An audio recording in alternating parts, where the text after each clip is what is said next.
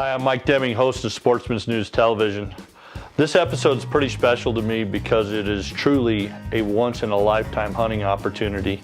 You know, here at Sportsmans News, we do the pro membership sweepstakes as well as doing the Sportsman's News. And with giving away over 30 premium hunts and fishing trips a year to go film, as well as doing 12 issues of the publication, we always run a pretty full schedule as it is. So it's pretty uncommon that when we draw one of these premium limited entry tags, especially in a random style drawing, that I never draw those things. But for this year, I drew a bison tag. And I mean, this has been on my bucket list for a long time. To get an opportunity at a free range bison was something I was absolutely shocked when I looked at my credit card. I'd been hit for a good chunk of change and went, wow, this just happened to me. I have got an opportunity to go kill a bison. And knowing we already had a full schedule during almost the entire hunt, it was, how do we go about trying to squeeze this in the schedule, truly appreciate this once in a lifetime opportunity.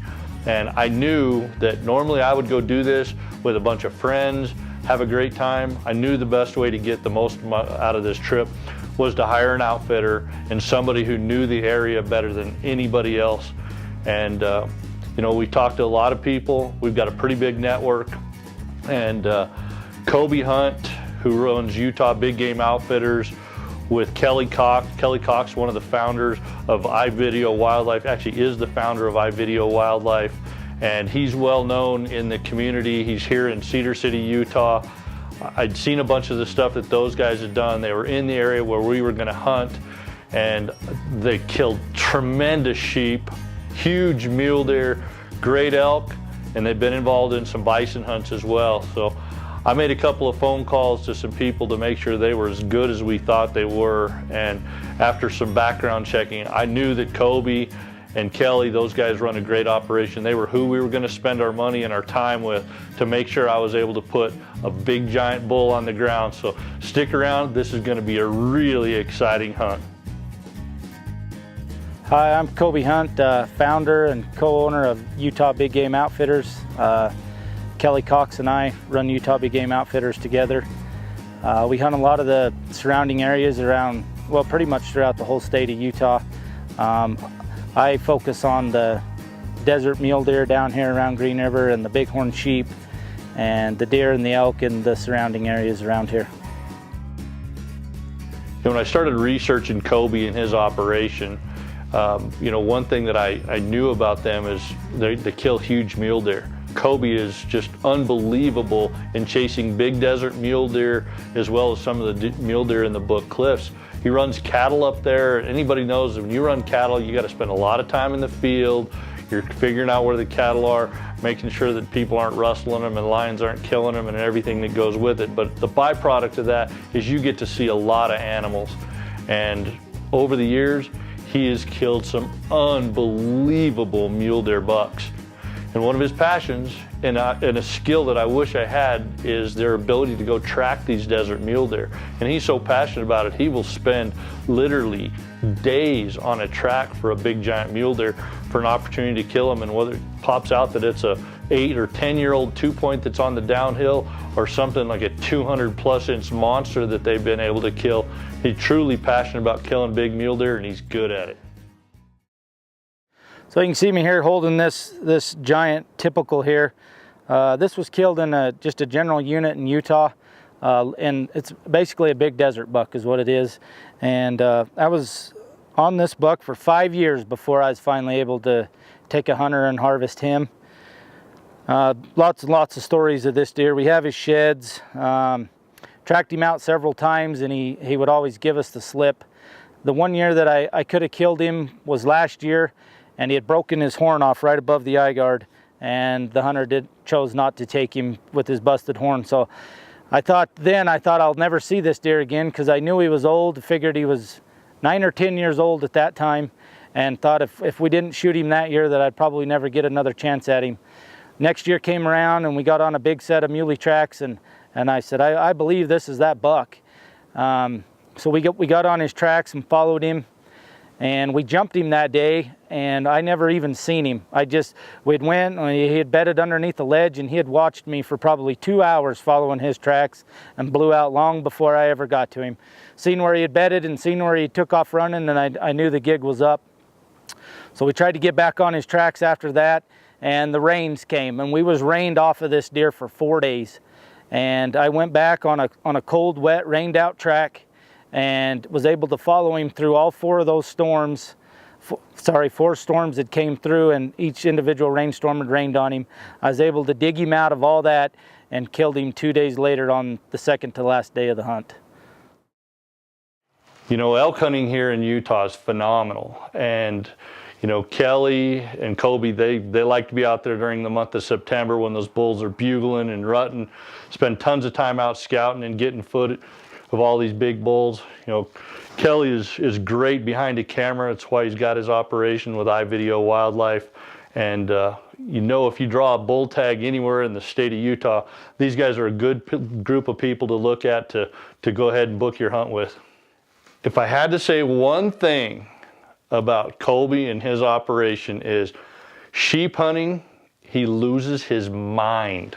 I mean, it's really obvious with some of the videos and things that they've put out over the years, as well as the sheep that they kill, is pretty phenomenal. I mean, sheep tags are obviously once in a lifetime for most of us as well that don't have a giant pocketbook, but world-class opportunity, and they like to spend a lot of time out there finding sheep. And I can honestly say I don't think there's a sheep in the area in the state of Utah that Colby and Kelly don't know about. And we were finishing up 4th season in Colorado, and I was going to have an opportunity to come home, unpack gear, get ready for a couple of days, and then we were going to take off and go over there. Well, lo and behold, the snow that we had prayed and prayed and prayed for during 4th season in Colorado, it never come. It did finally come a little bit late. And lo and behold, there was 1.5 feet, 2 feet of snow over there. Going in with horseback and camping didn't have a whole lot of appeal after hunting, 100+ days for the fall. And we also didn't know if the bison were going to be where they'd normally been seen. We talked to the biologist, and he had told us that there are certain places that those bison winter. So we basically threw caution to the wind. The plan went out the window. We decided we were going to, go ahead and stay in town, drive back and forth for a few days. I sent Mike Duff, who's a good friend of mine and cameraman, out there for 4 days in advance to go scout, drive around, cover ground, just look for bison, look for tracks, look for sign. And Colby got out there early as well. He was looking around, so by the time I showed up to hunt, we had about 9 man days in the field, and nobody had seen a bison yet. So I was a little bit freaked out that here this is a once-in-a-lifetime tag, and we've got 9 days. We don't even have 9 days left to hunt. I think we had 6 or 7 days left to hunt, and we didn't know if we were going to get an opportunity to kill a bison or even see one with things going on.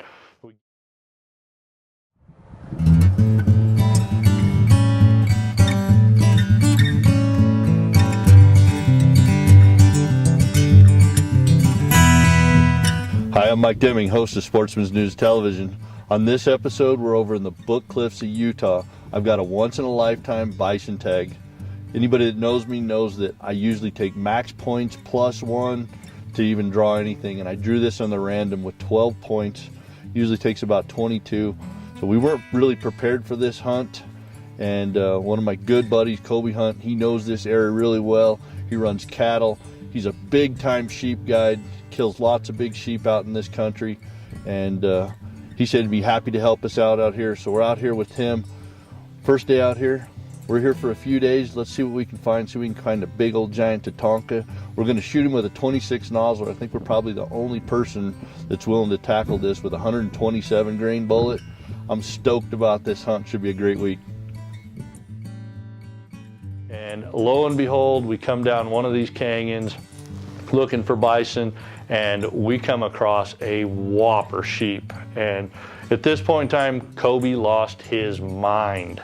I mean, do we have a sat phone? Do we have anything? And I don't ever travel any place without my spot sat phone. So we get on the phone and call the Sportsman's tag holder, who he knew.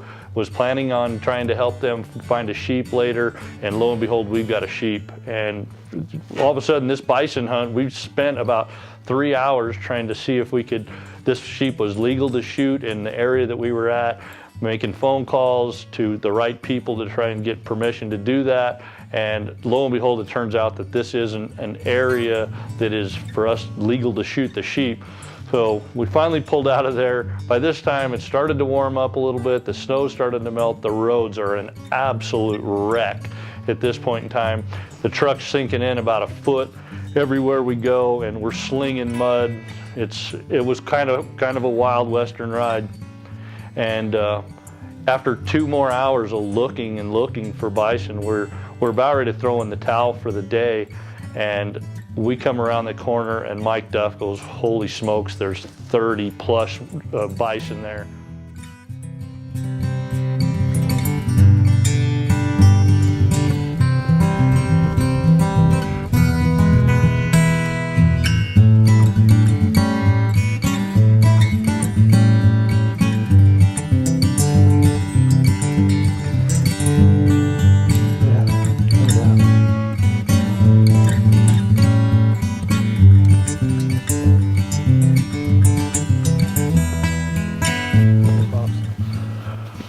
Well, we found them. I don't know how big that herd is, probably 25 or 30. I think there's 2 shooters that are in there, definitely one. Pretty exciting, plus the road is right here. Anytime you're bison hunting and you're that close, that's kind of exciting because there's some big giant critter. Hoping they move around the hill there. We get an opportunity to look at them. I'd like to get some really good video of that bull and see if we can get a good shot opportunity on him. Put the 26 nozzler to work. Let's make it happen.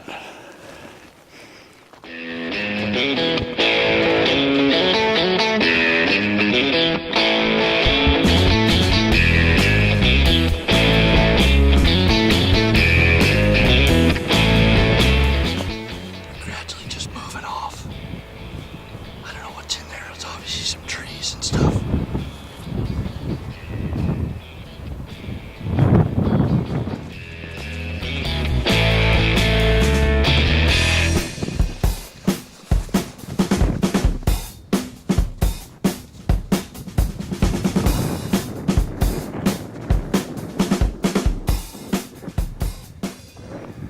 We're just going really slow. So I don't know if we went down there now.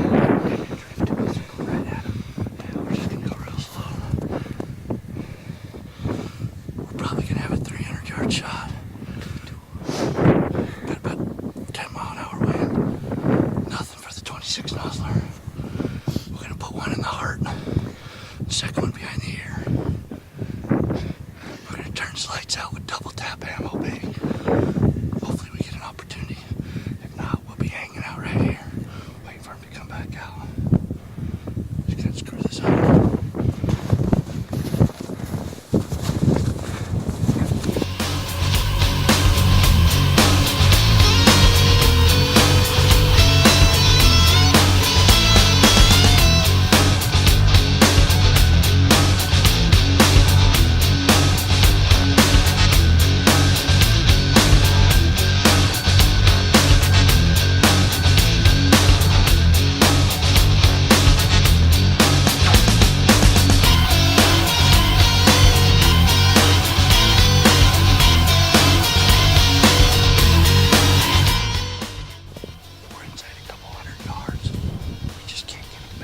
So we're gonna have to peek through the cedars here, see if we can get a good shot at the bull we want. He's there. He's a really good bull. Let's see if we can get a shot.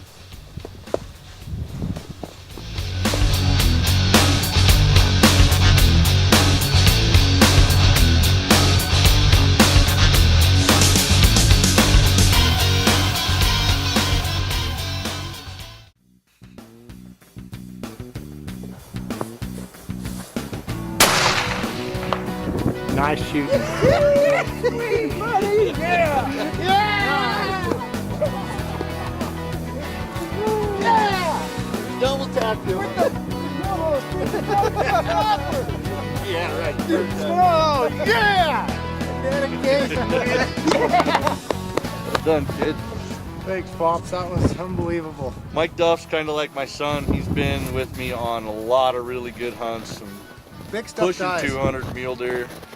26 nozzler's pretty deadly. So we're gonna add Kobe into the mix here. We're 26 nozzler fans for sure. Oh, it's my favorite caliber. I don't know if you've seen it miss yet. Yeah, it kills stuff quick. Let's go take a look at him. It's a once in a lifetime, be the first and last time I ever get to walk up to a free range bison in my life. So pretty exciting when I was the hunter here. Awesome. Hope he's as big as we think he is, but he was sure a good one. And he's great because the road is like right here, maybe 500 yards tops. And I think we can get the truck pretty darn close. So We're not gonna. Yeah, unbelievable. when you don't have to pack them too far, it's really, really good.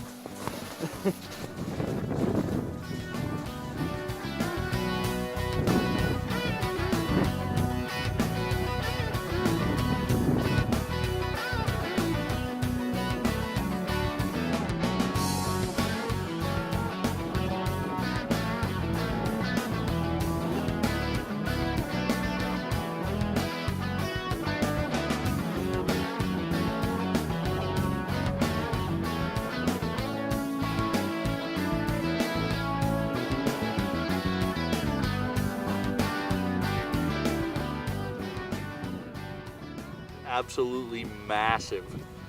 I mean, Boone and Crockett is 115. We just rough taped him. He's around 110, so he's not gonna make that. But holy cow, that was the biggest one in the group. What a beautiful bull. I mean, look at all the hair. Man, I didn't think I would ever mount anything again, but I'm pretty sure I'm gonna have to mount that. Man, I don't get choked up very often for shooting anything. I just do this for a living and get to hunt a lot. Just don't get to walk up to one of these. It's like the first time you ever saw a 4-point buck and you just get totally stoked about, you know, it's 4-point. And, you know, now it's he's got bad fronts or bad backs. You know, he's not wide, he doesn't have mass, he doesn't have anything. Really not totally positive of what we were looking at other than it was big. It got my heart going, got me excited. I just don't get to do that very often. So to be in the moment of hunting, my publisher's message last month, don't worry about the inches, enjoy the experience. This is almost 17 inches long, a little over 13.5-inch bases. So phenomenal bull. Just means one of America's fine creatures. I mean, just wow. Thanks guys, it was great to share this experience with you guys. Pretty cool.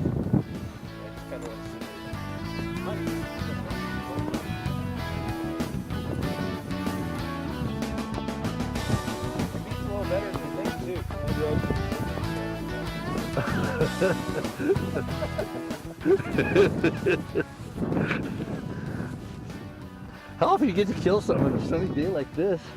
Beautiful day. And get to enjoy it with friends. Holy cow. Usually I'm the last light and the last night, so this is something that I don't often experience. So holy guys, I just kind of want to sit here and savor the moment a little bit. An illegal weapon, Book Cliffs. Tag. My outdoor edge. We're gonna put these knives to work today. This is as good as it gets.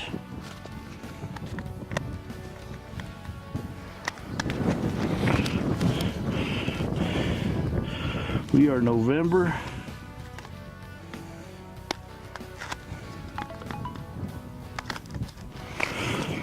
23rd, I believe. Still absorbing it. Haven't even been able to do anything here. It's just not normally a mess. I haven't been a mess like this since I shot a brown bear. By the time I killed a brown bear, I had 54 days in the field. And Wade Renfro put it together for me, and we got a great bear. Since then I've killed other bears that are good, but I was an absolute wreck then. Great when I was ready to shoot, pull the trigger, watch this guy. Everybody was staying calm, identifying the right bison. You know, you got to hurt up 40 of these stinking things. It's you want to make sure you shoot the right one. And there was a couple other decent bulls in there, but this guy was the one. So, wow. just the longer it takes, the more emotional you get here. I'm pretty amazed. Well, the Sitka Ninja and the 26 Nozzler, we come to play. We're pretty serious. Leupold's VX6, holy cow, doesn't matter. 300 yards, 1,500 yards, this setup's putting them down.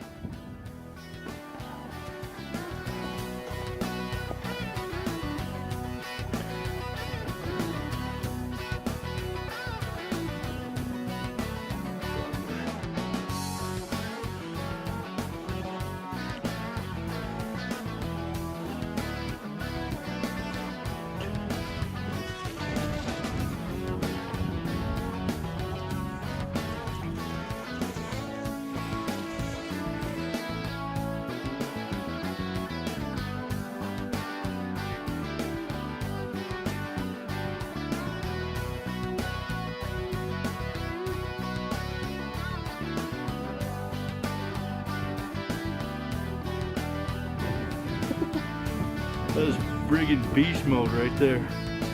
Nothing but beast mode.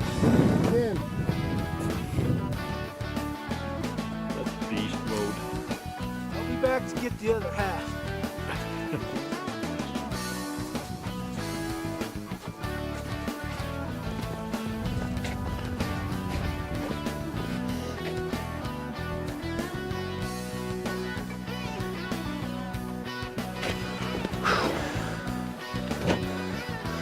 Beast right there.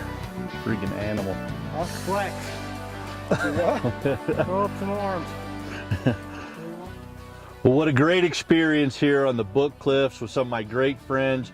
Mike Duff, who's basically my son, good friend, Kobe. Just appreciate you guys. Thanks just so much for being here. Nothing better than sharing a hunt like this with, just close personal friends. And, when you get it done in such a short period of time, I mean, Kobe's scouted for me a bunch. He's looked a bunch. Mike's been out here for a few days looking, and just everything came together. So, pretty emotional experience for me to get to do this. That's why, I guess why they call this a once-in-a-lifetime hunt, be able to share it with family and friends. So, I truly enjoyed bringing this episode of Sportsman's News Television to you. I hope you guys enjoyed watching it. I know it was quick. It's what happens when you get a one-day hunt, but you know what? We got lots more hunts and lots more exciting trips here at Sportsman's News Television. Thanks for joining us on this episode. Tune in next month. We'll have another great show for you.